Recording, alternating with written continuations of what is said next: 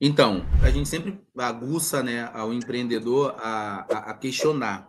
E a gente, dentro das perguntas que eles mais fazem, a gente montou um roteirozinho. E a gente sempre manda para eles da seguinte forma: pergunta sobre valores, né, sobre custos. Então, a gente, antes de passar os custos, a gente tenta criar nele uma mentalidade empreendedora em relação à parte societária, que é esse conhecimento básico inicial. A gente sempre pergunta o que é uma personalidade jurídica, qual o melhor porte tributário, em que anexo do Simples Nacional a nossa empresa vai estar inserida, qual é o melhor regime tributário, temas sobre razão social, nome fantasia, valor de capital social, que são cláusulas obrigatórias dentro de um contrato de constituição. Então e são decisões que o empreendedor tem que tomar. A gente passa para ele o piso frio da lei, só que ele passa para a gente quais são as suas expectativas em relação ao cumprimento dessas cláusulas. Então a gente criou esse roteirozinho ali, e assim, é um roteirozinho impressionante, ele é crescente.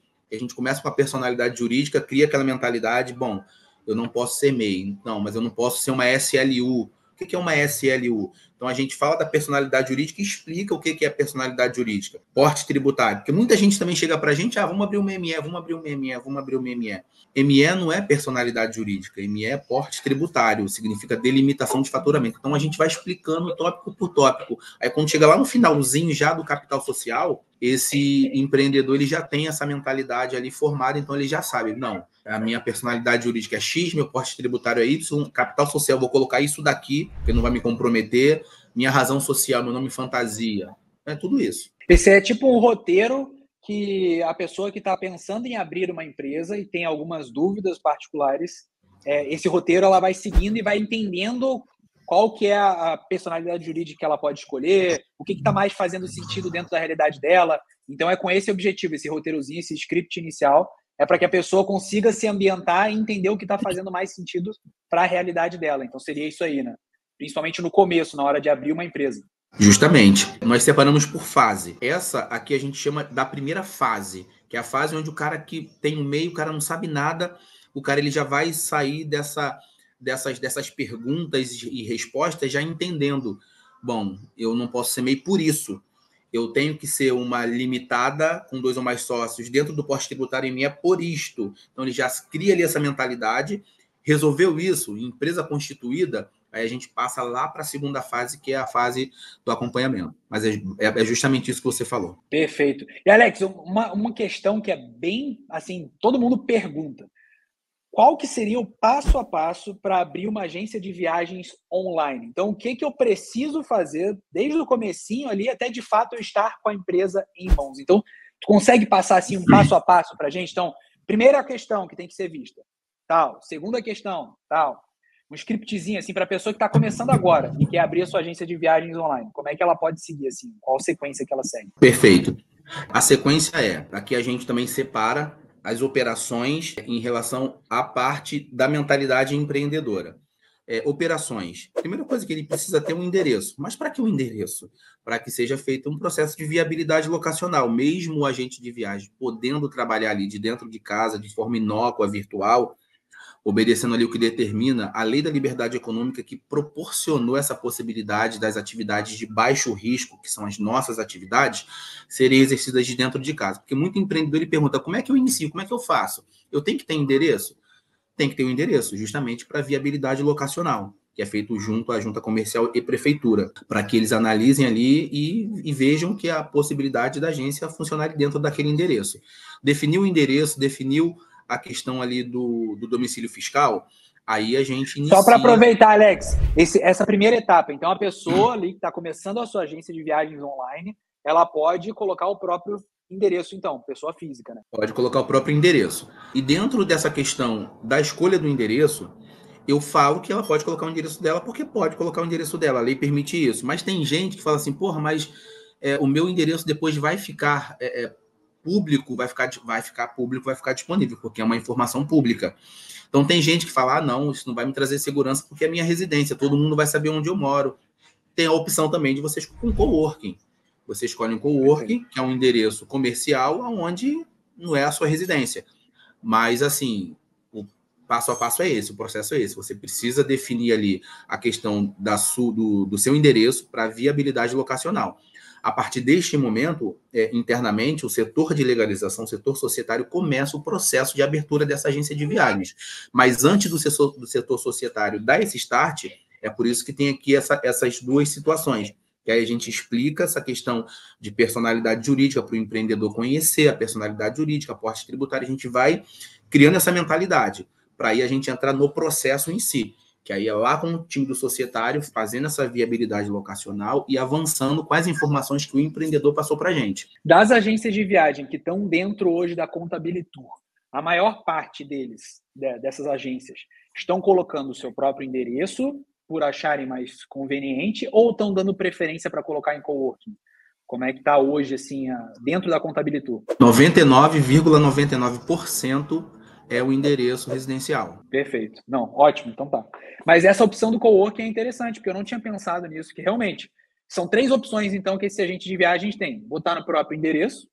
Se ele não se sentir confortável, botar no escritório, caso ele tenha, né, feito a locação ali de um escritório. E a terceira e última opção é encontrar um coworking da sua cidade para colocar lá como endereço da pessoa jurídica. Então, teriam essas 3 opções. Teria mais alguma, além dessas 3? Teria sim, eu acrescento mais uma aí, que é a questão do domicílio tributário. Por exemplo, tem escritórios de contabilidade que eles locam o seu espaço para esse empreendedor colocar a sua empresa, a sua agência lá também nesse escritório contábil. Aqui na Contabilitur nós já temos isso, tá? Do empreendedor ele optar pelo endereço, pelo domicílio fiscal do escritório e funcionar ali normalmente. Excelente. Então, são 4 opções então aí que o agente de viagens tem. Então, opção 1, próprio endereço. Não se sentiu à vontade. Opção 2, escritório. Só que daí já precisaria ter um escritório ali físico, presencial, que a pessoa trabalha, né? Opção 3, no próprio escritório de contabilidade, por exemplo, própria Contabilitur, então, presta esse tipo de serviço. Esse tipo de serviço, como é que funciona? Ele é mensal? Se tem isenção no primeiro mês? Como é que funciona, assim, dentro da própria Contabilitur? Isso. O que a gente faz aqui? Nós temos aqui os nossos honorários para aluguel desse espaço, tá? Aluguel do espaço comercial, né? O do domicílio tributário. E a gente trabalha, sim, com a isenção de 3 meses do pagamento desse aluguel. E a partir do 4º mês, a gente passa a cobrar esse domicílio tributário. Perfeito. Então, vem junto da cobrança, então. Vem os honorários contábeis e teria mais esse custo adicional aí pela questão do endereço. Isso. Lá no boleto, vem lá, honorários contábeis, X, aluguel de espaço, domicílio tributário, Y. É isso aí mesmo. Que legal. E, além disso, então, a 4ª e última opção seria um coworking. Só que, provavelmente, no coworking também vai ser cobrado, né? Existe uma grande chance de ser cobrado também. Então, é melhor fazer dentro da própria Contabilitur. Justamente. Muito melhor, já. Justamente. Já está dentro do próprio escritório de contabilidade que está usando para fazer toda a parte tributária, né, controle fiscal da empresa, já aproveita e deixa no próprio endereço também. Legal. Justamente. Então, são essas 4. Tem mais alguma outra alternativa para essa pessoa que está criando a empresa agora, agência de viagem, e que não tem outra, então? São essas 4 as mais Não comuns. Tem outra. Isso, não tem outra. Beleza. Aí, beleza, dando continuidade, então. Está abrindo a agência. Foi lá, primeira etapa, escolher um domicílio fiscal.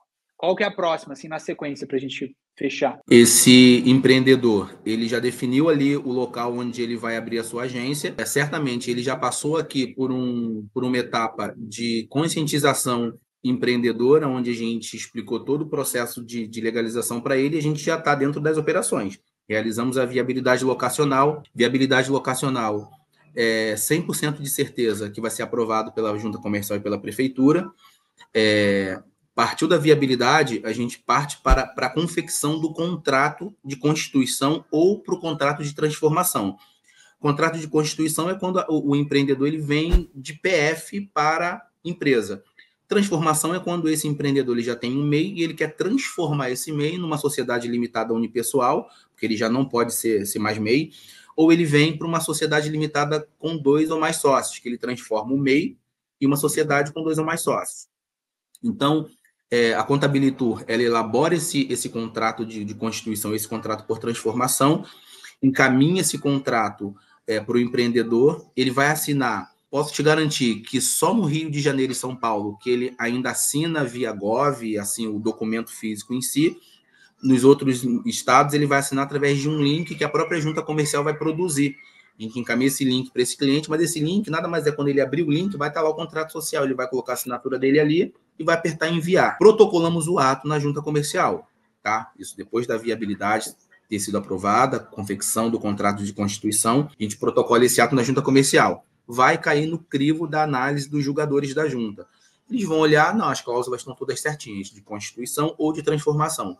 Ato deferido pela junta comercial. A partir deste momento, a empresa ela já está constituída. Uma constituição, e se for uma transformação, a transformação, o cara já saiu da personalidade jurídica MEI e foi para uma personalidade jurídica de uma sociedade limitada. Lembrando que nos atos de transformação, antes do processo de viabilidade locacional, é feito o desenquadramento desse MEI junto à Receita Federal, porque a junta comercial só aceita o protocolo depois que o desenquadramento tiver sido feito por nós, tá? Só tem duas formas disso acontecer.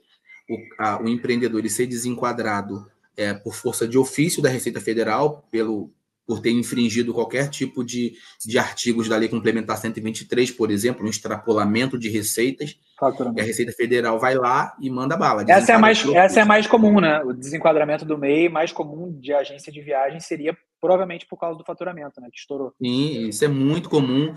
E depois, numa próxima conversa, numa próxima aula, a gente fala sobre os riscos do empreendedor ficar ali como MEI dentro de agências de viagens, por conta da confusão financeira em relação à base de cálculo para fins de apuração do imposto, porque a Receita Federal ela não recebe apuração mensal do MEI, porque o MEI paga aquele DAS único e acabou, não tem base de cálculo. Sim. Então, é um risco muito grande para esse MEI ficar ali tramitando dinheiro, saindo dinheiro, voltando e correndo um risco de ser excluído aí por ofício. Como o faturamento da agência de viagens é meio complexo, é um faturamento alto até, porque às vezes uma passagem internacional que você vende já passou do teto de 7 mil e uns quebrados, né? Se eu não me engano, o teto do MEI é 7.600 e um pouquinho.